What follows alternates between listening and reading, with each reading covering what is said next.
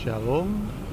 Kali ini saya ada di kota Jakarta, tepatnya di Bundaran Hotel Indonesia, dan di depan saya ini ada Grand Hyatt.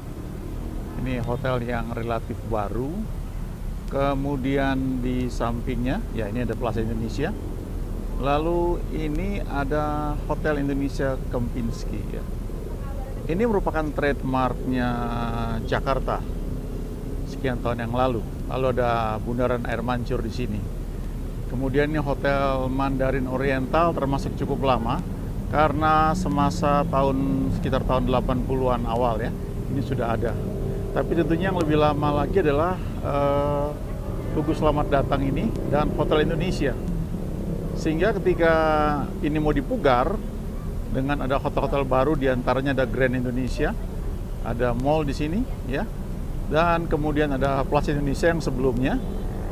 Nah, ketika ini mau dipugar, maka Hotel Indonesia ini tetap dipertahankan. Nah, apa yang saya mau ceritakan dari gambar yang saya ambil saat ini,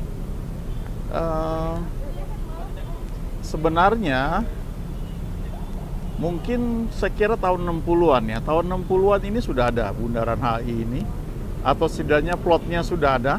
Lalu yang jelas Hotel Indonesia ini sudah ada.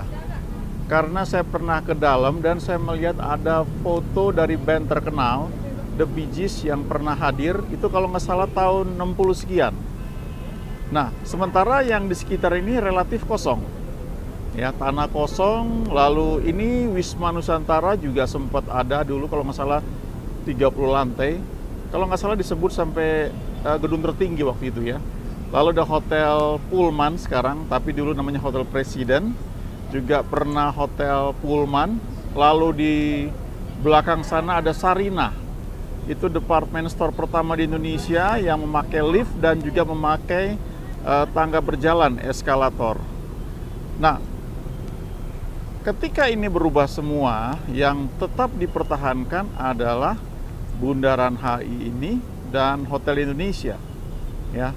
Jadi walaupun di dalamnya itu diperbarui jadi lebih bagus, tetapi di luarnya tetap dipertahankan. Dan semua pembangunan tuh diarahkan mengikuti blueprint yang sudah ada. Nah, apa yang saya mau ceritakan dari hal ini? Kita tahu bahwa di Alkitab Tuhan itu punya rencana yang indah buat kita masing-masing. Dia punya blueprint buat kita. Lalu dalam hidup kita mungkin ada hal-hal yang berubah, seperti yang ada di sekitar tempat ini. Dulu yang disebut Plaza Indonesia ini, atau yang ada Hotel Grand Hyatt, dulunya itu ada hotel. Kalau nggak salah Asoka Hotel ya, saya lupa ya. Lalu di belakang Hotel Indonesia ini juga ada. Di belakang Grand Indonesia ini, dulu ada hotel-hotel kecil juga. Nah, ketika ini mau diubah menjadi Grand Hyatt, menjadi Plaza Indonesia, maka yang dilakukan adalah, saya ingat karena kalau saya naik bus lewat tempat ini ditutup cukup lama ya, diberi pagar seng. Dan pada masa itu ya nggak kayak sekarang. Kalau sekarang kalau mau bangun rumah, bangun gedung, maka pagarnya cukup bagus untuk menutupi pembangunan yang sedang dilakukan. Tapi pada masa itu nggak terlalu bagus pagarnya. Nah, kita nggak bisa lihat ke dalam, tapi kalau kita naik bus, dan juga dulu ada bus tingkat, kita bisa lihat kira-kira yang sedang dikerjakan itu apa. Pada waktu dikerjakan, itu bagian pondasinya dibongkar sama sekali. Ya, hotelnya dihancurkan, kemudian dibongkar habis, karena hotel yang lama itu tidak terlalu tinggi dibanding Grand Hyatt ini. Jadi kalau mau bangun hotel yang lebih tinggi, tentunya pondasinya mesti dibenahi. Ya, nah, beda kalau yang Hotel Indonesia, karena ini memang dipertahankan untuk tetap ada. Tetapi di sekitarnya, misalnya ini Grand Indonesia, ya, ini perlu dibongkar lagi, ya. Dia punya pondasinya digali lebih dalam lagi, dan begitulah juga kehidupan rohani kita. Mungkin tanpa sadar dalam hidup kita punya plan, kita punya rencana. Rencana-rencana tersebut sebenarnya kecil dibandingkan rencana Tuhan yang besar buat kita. Memang ada benang merah, ada hal-hal yang Tuhan tetapkan buat kita yang tetap dipertahankan karena memang itu rencana Dia. seperti adanya Tugu Selamat Datang dan juga Hotel Indonesia ini. Tetapi di sekitarnya ini bisa dibongkar ya, karena dulu ini nggak ada. Ini cuma ada hotel kecil yang tadi saya bilang kalau tidak salah Asoka Hotel, dan itu dibongkar. Tidak cukup dibongkar, dirubuhkan, tapi pondasinya mesti digali lebih dalam karena di sini juga ada parkir basement yang cukup besar ya. Jadi mesti dirombak total. Hal yang sama dalam kehidupan rohani kita, ketika Tuhan mau menyiapkan kita untuk perkara-perkara besar di depan, maka kadang-kadang ada pondasi yang mesti dibongkar karena itu tidak mampu untuk menopang rencana Tuhan bagi kita di masa yang akan datang. Jadi seperti Grand Hyatt ini sebelum dibangun, ya pondasi bekas Asoka Hotel atau hotel apapun yang ada sebelumnya di sini dibongkar habis. Ya, kalau nggak salah di sebelah ini saya masih ingat, kalau tidak salah ada gedung pertemuan Advent ya, kemudian dijual, dan di situ kalau nggak salah ada kedutaan besar Jepang juga. Jadi poinnya adalah kita percaya bahwa Tuhan kita adalah Tuhan yang mengasihi kita. Dia punya rencana yang indah buat kita masing-masing, dan kita bisa percaya itu karena tertulis di Yeremia 29 ayat 11. Dikatakan di situ bahwa sebab aku ini mengetahui rancangan-rancangan apa yang ada padaku mengenai kamu, yaitu rancangan damai sejahtera dan bukan rancangan kecelakaan, untuk memberikan kepadamu hari depan yang penuh harapan. Nah, di bawah Hotel Indonesia ini ya, di bawah jalan ini ada jaringan MRT yang pembangunannya juga butuh waktu lama. Kebetulan seorang teman saya, adik kelas di jurusan itu, menjadi salah satu orang penting ya pembangunan MRT tersebut. Jadi ketika dibangun saya dapat kesempatan untuk bisa melihat ya berjalan terowongannya itu. Keretanya belum ada, MRT-nya belum dipasang, tapi terowongannya sudah ada. Dan kami jalan dari tempat di kantornya di sini, di Wisma Nusantara ini kalau nggak salah, kemudian kami turun ya, lalu kami jalan dan lalu nembusnya sampai di Duku Atas ya. Nah teman saya itu cerita bagaimana ketika dibangun ada banyak kabel berseliweran di bawah dan mereka harus memetakan, mereka harus bertanya ini milik siapa. Kadang-kadang ada yang nggak tahu dan mereka nggak merasa memiliki jaringan kabel di sana, sehingga ketika dibongkar, diputus, dan baru mereka menjerit baru kemudian dibenahi. Jadi dalam hidup kita kadang-kadang begitu juga ya, kalau mau dibangun sesuatu maka dibongkar yang lama, kadang-kadang itu tidak enak, tidak nyaman ya. Tapi hari ini kalau yang ke Jakarta menikmati MRT, dan juga sekarang sudah ada LRT yang ke Cibubur dan juga ke Bekasi, kita tahu betapa nikmat sekali, nyaman sekali ya. Tapi untuk dibangun hal seperti itu tidak hanya butuh waktu, tapi butuh komitmen, butuh satu planning, butuh kerja keras, butuh konsistensi. Dan kita bersyukur karena Indonesia juga dipimpin oleh seorang presiden yang memang luar biasa, sehingga pembangunan tidak hanya di Jakarta tentunya, tapi boleh dikatakan di seluruh Indonesia itu boleh berjalan dengan baik. Tapi khususnya di Jakarta, yang kita bisa rasakan salah satunya adalah MRT. Selain LRT yang ke Bekasi dan ke Cibubur. Khusus untuk MRT, ini bukan hal yang mudah karena membangunnya diperlukan jalur bawah tanah ya, yang tadi saya katakan. Kemudian nanti dia naik ke atas di daerah Senayan. Setelah Senayan dia akan naik di atas sampai nanti ke Lebak Bulus.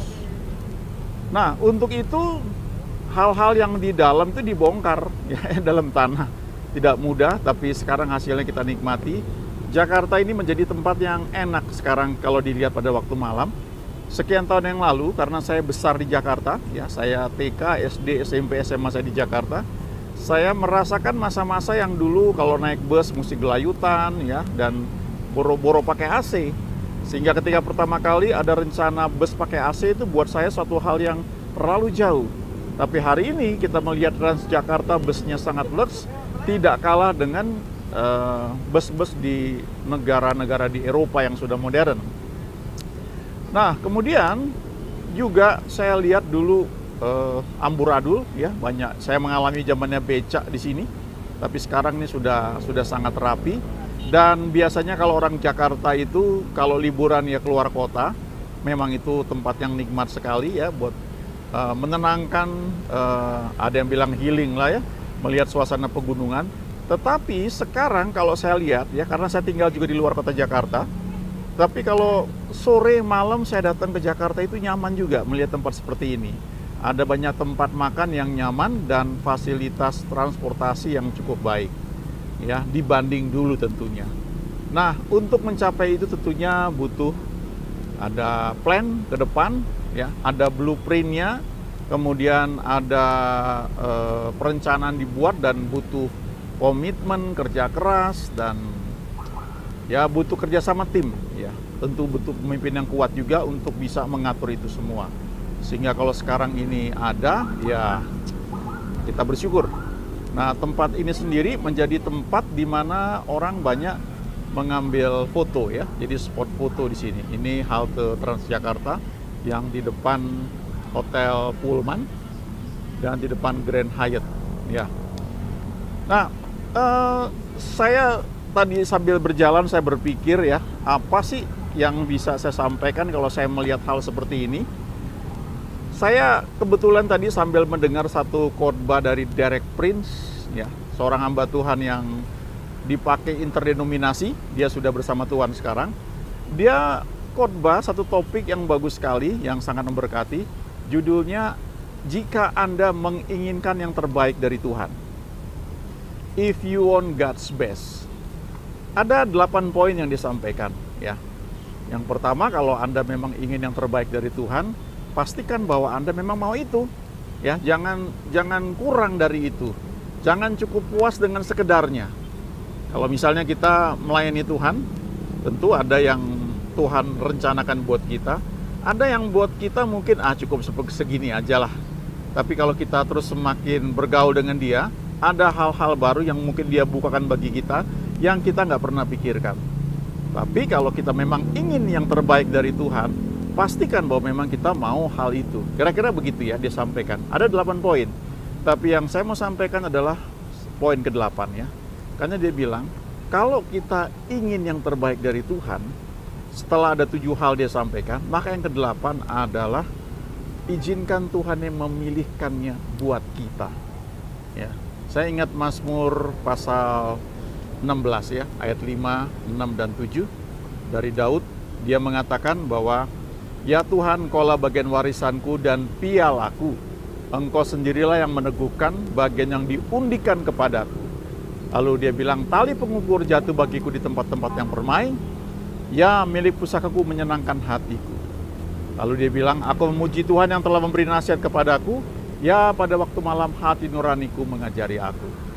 Di situ Daud mengajarkan untuk bagaimana kita belajar mengizinkan Tuhan yang memilihkan buat kita. Ya, dia berkata, Engkau sendirilah yang meneguhkan bagian yang diundikan kepadaku. Kalau kita ingat sejarah Daud, cerita Daud, itu kalau kita pelajari, waktu Saul sudah menyimpang dari Tuhan, maka Samuel berkata, Tuhan sudah menolak engkau dan Tuhan sudah memilih satu orang yang berkenan kepadanya.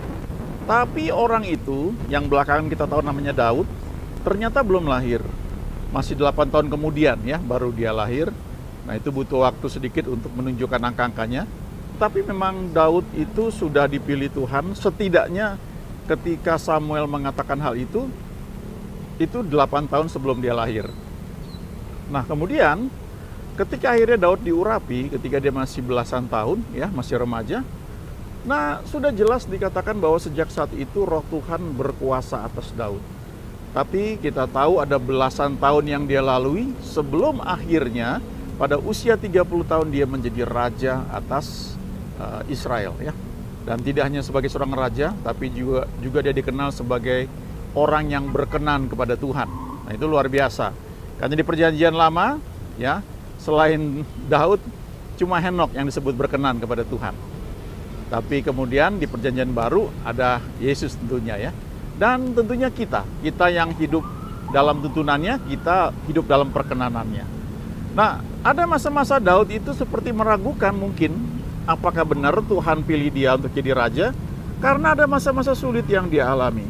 Tetapi dia tuliskan dalam Mazmur 16 ayat 5, 6 dan 7 tadi, ya, di ayat 6 khususnya dia berkata, "Ya Tuhan, Engkaulah yang meneguhkan bagian yang diundikan kepadaku." Lalu dia bilang, "Tali pengukur jatuh bagiku di tempat-tempat yang permai, ya milik pusakaku menyenangkan hatiku." Jadi ini salah satu hal sikap yang Daud miliki, yaitu mempercayakan hidupnya kepada Tuhan, ya. Dan biarlah itu menjadi satu hal yang selalu kita renungkan setiap saat.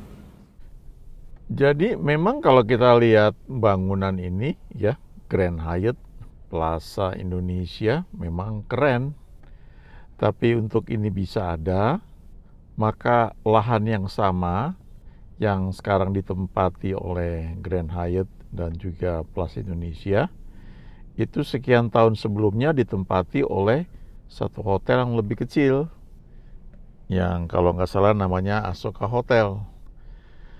Nah, untuk membangun Grand Hyatt ini ya tidak hanya Asoka Hotelnya itu dibeli, ya, oleh orang yang punya mimpi lebih besar, kemudian dirobohkan bangunannya, lalu pondasinya, terutama pondasinya itu digali ulang, dibuat lebih luas, ya, karena di situ kan ada basement juga, baru kemudian dibangun.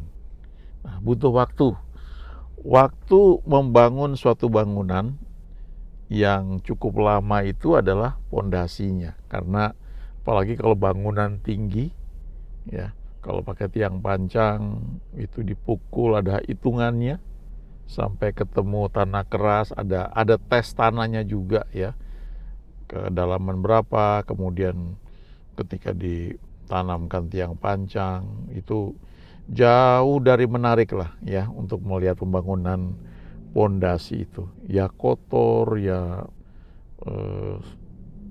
segala macam. Tapi di situ justru kekuatan bangunan itu ada di situ. Bagaimana merancang bangunannya kalau ada gempa, kalaupun dia goyang, ya, dia tidak runtuh. Ada berbagai hitungan dan peraturan yang harus dipenuhi. Lalu setelah jadi bangunan sipilnya, maka selanjutnya arsiteknya bisa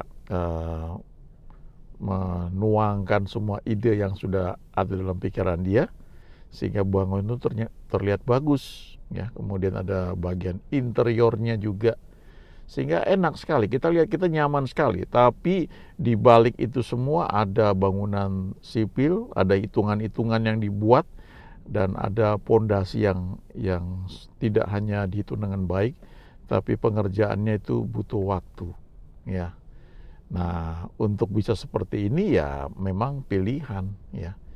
Orang yang punya visi besar itu ketika dia lihat ini tanah strategis, kalau cuma tetap Asoka Hotel, ya mungkin nggak banyak ini, ya, berarti, ya, sudah ada sih masukan. Tapi kalau mau dibuat jadi bangunan yang gede seperti ini, modern, lalu tidak hanya orang nginap di situ, tapi di bawahnya ada mall dan ada segala macam yang menarik yang bisa dibuat, ya.